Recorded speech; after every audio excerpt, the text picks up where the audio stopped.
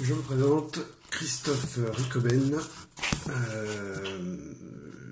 Je suis connu sous le pseudo Rico aux 24 heures du Mans, aux 6 heures de roller. Je fais à peu près 180 km en 6 heures. Voilà, je suis profondément écolo. Je viens plutôt vous parler d'un problème d'écologie dont on a des solutions, contrairement à ce que disent certains politiciens.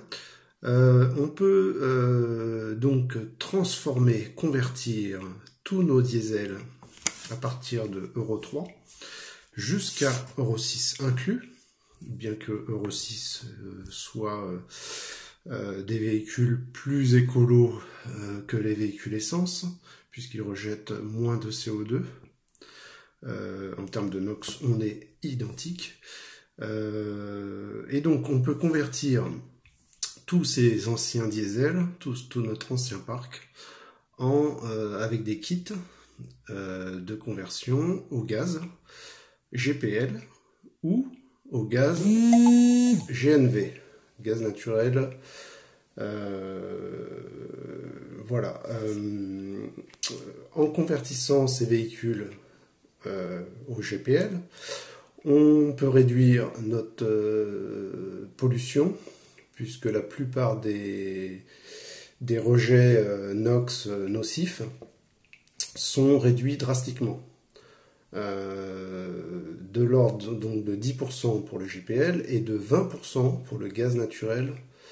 Voilà. Après, ce qu'il faut savoir, c'est que les véhicules électriques, suivant le fournisseur de fabrication de l'électricité,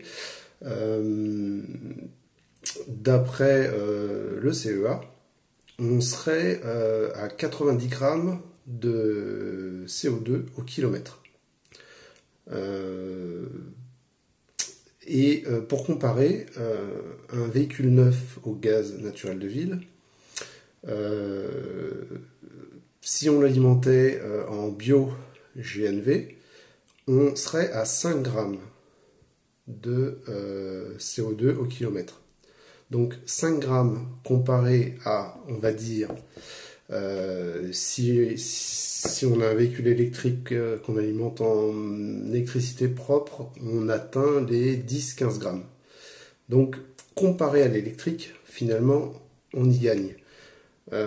Et donc, ce qu'il faudrait faire, c'est rembourser ces kits qu'on peut monter en Italie ou en Angleterre. Ces kits coûtent à peu près 2500 € à 2900 € pour le gaz naturel de ville.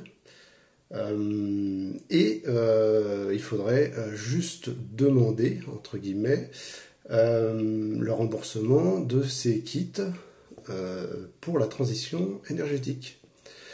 Ce qui permettrait, je pense, largement d'arriver à atteindre nos objectifs qu'on s'est fixés au sein de l'Europe pour 2022.